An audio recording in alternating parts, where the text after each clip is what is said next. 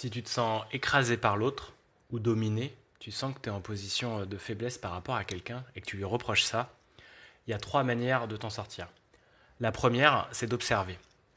Si tu n'es pas écrasé, tu te laisses écraser, tu te laisses dominer.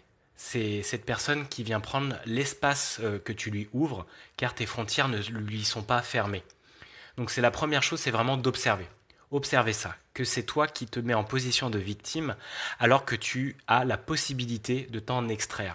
Quand tu étais enfant, tu as construit ces schémas-là. Tu avais sûrement un père ou une mère très envahissante qui ne respectait pas tes frontières personnelles, intimes, vitales. Et donc du coup, quand tu étais enfant, toi, tu n'avais pas la possibilité de pouvoir dire stop à l'autre. Parce que tu étais justement en lien avec tes parents et que toute stratégie était nécessaire pour rester dans ce lien-là avec eux. Toi, sinon, c'était la mort, ça voulait dire ça. Parce que vu que tu viens de cet enfant qui a besoin de ses parents pour grandir et s'épanouir, tu pouvais pas couper ça. Sauf que maintenant, tu es adulte. Donc tu peux observer que tu as les clés pour ça et que tu n'es pas une victime. Tu peux sortir de ce sentiment d'écrasement en te positionnant. La deuxième chose, c'est ça, c'est que tu vas commencer à rentrer dans l'action. Tu vas exprimer à la personne qui t'envahit, à la personne qui te domine, à la personne qui ne respecte pas ton espace vital, que là, tu ne te sens pas écouté, que tes besoins ne sont pas respectés, que les besoins de ta vulnérabilité, du respect de tes frontières et que cette personne vient d'une situation ou une autre avec toi t'envahir, que tu puisses lui faire entendre ça. Oui, c'est pas facile. Ça veut dire un peu se confronter à l'autre, peut-être par moments créer de la colère chez l'autre ou en toi, mais c'est une étape nécessaire. Alors tu prends les meilleurs mots, tu utilises beaucoup de calme en toi et tu le respectes aussi parce que cette personne est aussi dans ses schémas émotionnels avec toi, à l'inverse, et vous êtes là pour travailler ensemble. Et si tu ne le dis pas à cette personne, ça va se reproduire et aussi à d'autres, avec d'autres personnes à d'autres moments de ta vie. Donc c'est vraiment hyper important de pouvoir casser ce schéma dans cette action-là. Donc tu dis à cette personne, avec respect, qu'elle ne respecte pas tes besoins, que tu n'es pas entendu et que tu as besoin de les exprimer et que tu te sens envahi et que tu as besoin de remettre de la limite dans la relation, dans le professionnel ou l'intime.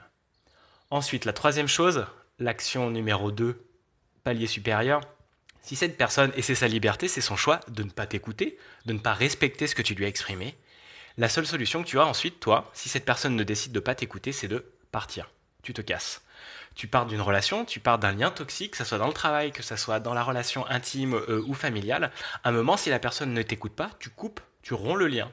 Tu n'as pas peur de le faire, tu y vas, tu es adulte, tu sais comment nourrir tes besoins seul, tu as appris à le faire maintenant, ou alors tu es en train de le faire et tu vas par cette expérience le découvrir, mais tu as besoin de partir. Parce que ce lien coupé va aussi permettre à faire réagir l'autre peut-être, ou pas, hein, mais à faire cet électrochoc que les mots n'ont pas eu comme effet pour lui ou pour elle. Donc c'est vraiment hyper important de venir par ces échelles d'action respecter ta vulnérabilité, ton intimité et ton espace vital, tes frontières. Par moments, elles sont ouvertes avec grand plaisir avec des personnes quand tu es consentante et que par moments, elles ne le sont pas. Et que si une personne, tu te sens écrasé par elle, c'est que c'est pas OK. C'est que ton émotion est en train de dire que là, sur un champ, que ce soit pro ou intime, ça va pas.